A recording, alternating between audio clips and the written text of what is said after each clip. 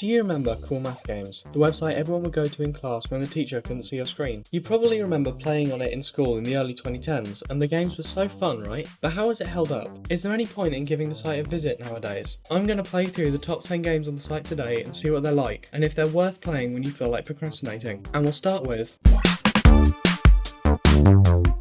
Moto X3M holds the 10th place on this list, and it's clear why. The game is fast paced with simple controls, and so it's easy to pick up and put down by anyone who wants to give it a go. There's a decently executed element of skill progression to make each level different from the last, increasing the difficulty as you play. The game is also designed well, with appealing graphics and menus to make it feel finished and fleshed out. However, it's extremely derivative. There are countless stunt biker games online that achieve everything this game does, so Moto X3M is not a game you need to rush here to play.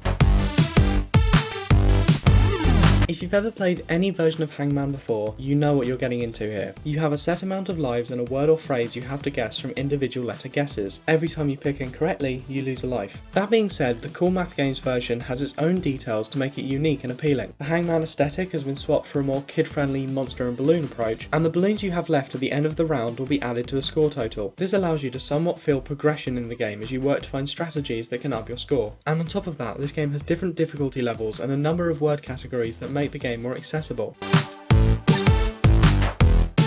And at 8 we have yet another unoriginal game, this time being Cookie Clicker. This version of the game seems to have been ported onto the site from the official Cookie Clicker website, rather than being a clone like Moto X3M. The premise is simple: click cookie, get cookies, buy things to get more cookies, you get the point. The upgrades are fun and very unique to this game, but it's been around for years, and so I wouldn't thank Cool Math Games for it. Yes, that's the actual name. This is a very simple game that plays like a mix of Tetris and 2048. You drop various fruits into a box, and if they match, they combine to become a bigger fruit. It's certainly something to do, but it originally came out on the Nintendo store, so at least people with other consoles get to play it.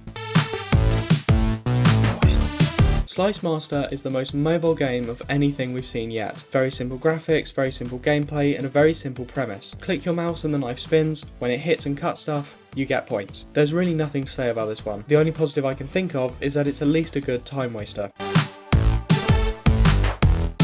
Bottom line, World Guesser is a GeoGuessr clone like OpenGuessr. You're put on a random place in the world on Google Street View, and you've got to work out where you are and guess your place on a map. The closer you are, the higher score you get. Although there is something interesting to note here, and that's how accessible it is. Whether you choose Country Guesser and simplify the gameplay, or the regular mode, you're given simple and obvious places first to introduce players to the game. It's a very small detail, but it makes this version of GeoGuessr much more playable for younger users. And it's free, unlike GeoGuessr, so that's a plus.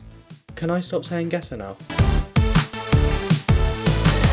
To put it simply, tiny fishing is just cute. You play as a guy with a big bushy beard who's just trying to catch some fish, and the different types of fish will give you a different amount of money. The money you get from these fish will allow you to upgrade your fishing rod, as well as how much you'll earn passively when off of the game to give you an incentive to return. A big positive for this game is that it has a tutorial built into the opening. Since you're yet to upgrade anything or catch any fish at all, this short intro to the gameplay makes the experience much more accessible.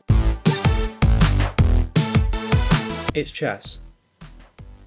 I don't know how to play chess. We'll move on. For the first time in this video, Papa's Freezeria might actually have originated on Cool Math Games. The art style matches that of other games on the site, and the only other examples of this game I could find online were on other sites like Crazy Games. This is also the most unique game we've played so far. You work in a milkshake place where you have to go through the whole process of taking orders and making the drinks from scratch. Like Tiny Fishing, the game opens with a tutorial, which allows the game to stay accessible to younger players. This game works though because there are so many combinations of ingredients, as well as ingredients you unlock through playing the game to keep it fresh. There is also an element of challenge to this game, as more and more customers will start to appear, which prompts you to want to make the drinks faster. This game is genuinely fun and very well polished, being indicative of the types of games that Cool Math Games should be producing. So what's number 1? Run 3 is the top game on Cool Math Games right now, and it's fine. The gameplay is nothing to write home about, and as an endless runner, it works what it's trying to do. The speed can add some challenge, and the dropping crap floors add a small amount of tension. But it's nothing special visually. The graphics are very simple, and the little scenery we get of space is mostly covered by the platforms you run on, and so that does not add much outside of theming. The gameplay is also very basic. You run, you jump, and you can move side to side. The only real interesting part of it is the geometry of the tunnel you run through, which will change often to keep things unique. Plus, you can change orientation to find different paths, which can make for some interesting moments. This game really just works as a good time waster and not one you'll be actively wanting to play on the daily. Although, as far as I can tell, it is an original game to the site, so that's a positive. As you can probably tell, I'm not the biggest fan of a lot of these games. They're uninspired, unpolished, and mostly ports from other sites or publishers. Cool Math Games has become a glorified time-wasting website that does not offer much outside of it, without any educational games to live up to the name. So does it hold up to today's standards? I guess? It's worth taking a look at if you don't have much else to do, although there are many different sites and games more worth your time. And with all that said and done, goodbye.